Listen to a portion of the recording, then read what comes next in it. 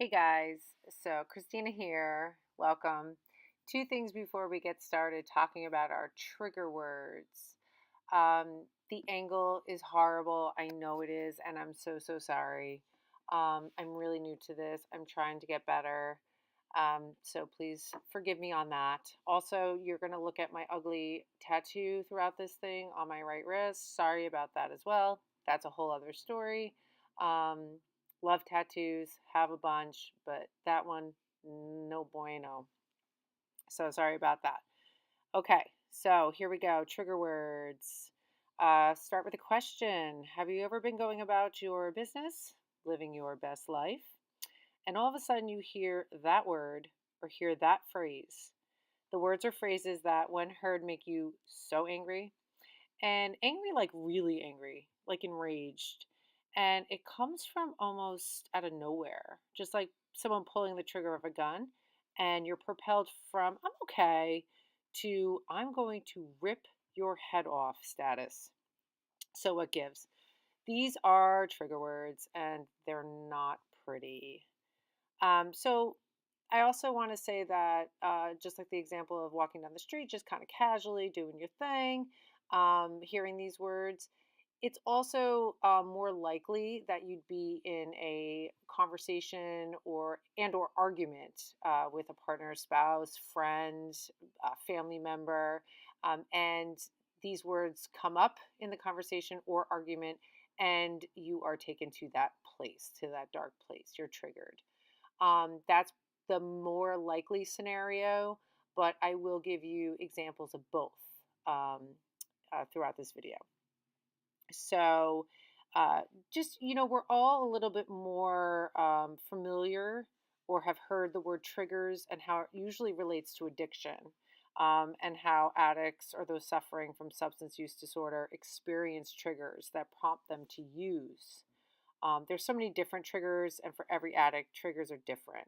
And so is there a threshold for withstanding the triggers and the time it takes them to react to said triggers. And when I say react, I'm referring to whether or not the addict or person suffering from substance use disorder decides what they're going to do.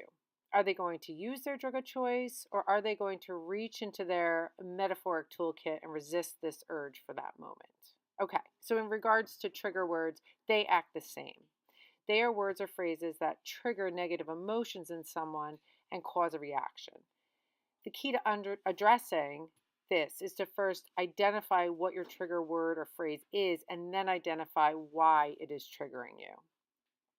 So, I recently did this myself. I identified my trigger words, which is what I'm working on right now in this clip. And I also did it in a group with my clients.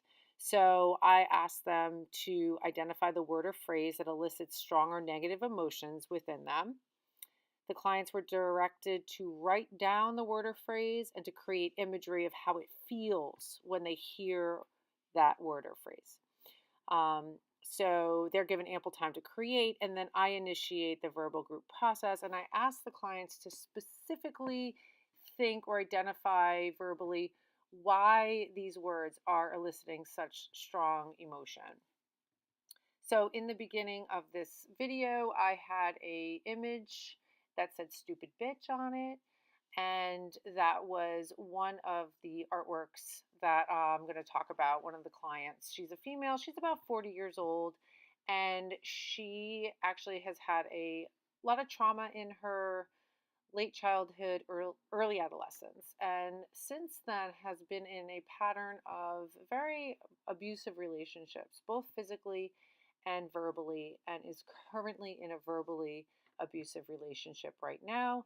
And she is working on that and trying to identify, why she's in these patterns of relationships and abuse. So her word is stupid bitch, and it is something that it triggers such a strong negative emotion in her. Currently, that is what her partner will say to her to shut her up, to shut her down. All her life, she basically said she was told to shut up, and then just to be called a stupid bitch, and she really does become submissive at that point, and it works. So her partner knows what to say to her to get her to do what he wants her to do.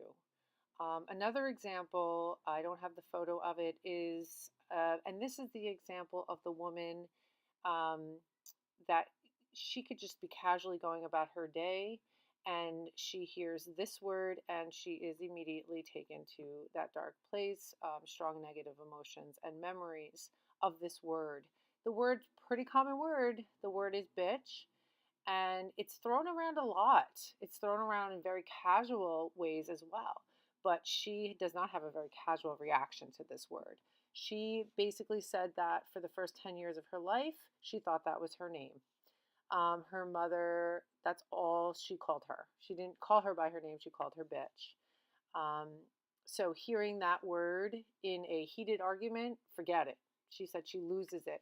But she also is triggered negatively when she hears it, even like I said, casually thrown around. So now I'm going to basically talk about my trigger words in this video that I'm doing with this sketch. So my words are calm down, as you can kind of see because it's such a bad angle. Sorry. Um, the word is calm down. So this is something that, I don't even need to be in an argument with somebody. I could just be talking to somebody. I could be very passionate about something, or I could be very annoyed by something that happened in my day. Or, yes, it can be in an argument situation. But I wanted to make that distinction that it doesn't necessarily have to be an argument. And if I'm getting very passionate or, raising my voice a bit, throwing my hands around, because I do talk with my hands quite a bit, I'm very expressive that way, and somebody says to me, calm down. And it's the way it's said too. Notice how I just said that. Calm down. I lose it. And as I don't know if you can see on the top when I show you the piece at the end, you'll see it says, calm the fuck up. Because I have been someone all of my life who has struggled to express myself. It's a very big, big, big, big, big reason that I got into art therapy myself, because I do express myself better through writing and through art. So to be somebody that struggled to voice my opinion, to express myself for the majority of my childhood and adolescence, well, no, the majority of my childhood and adolescence, going into adulthood and starting to, study psychology and study art therapy and then go on to my master's and now working in the field for almost 20 years. I have learned a tremendous amount about expression and doing so. So, for somebody to tell me to calm down while I'm trying to express myself really, really upsets me. And I think that, like I said, I've worked on it, but it still to this day brings me back. It brings me back to such a time in my life where I just struggled. I just struggled so much. And, I've been told in relationships that I don't talk enough and I don't express myself enough.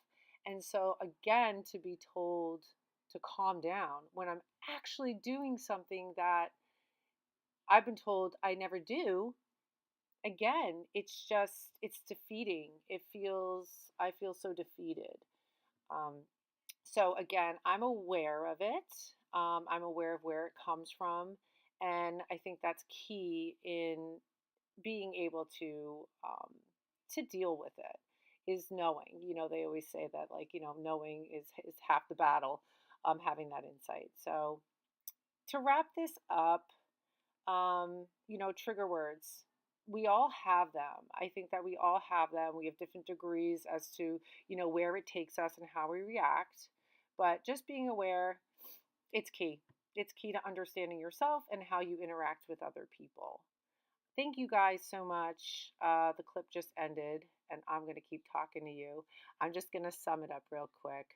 Um, yeah, thank you so much for watching, and I will be better in my sketches and my angles of such next time. Leave any comments if you have any comments about this. If you want to tell me what your trigger words are, I'd love to hear them. And, subscribe, stick around, come back again. Bye.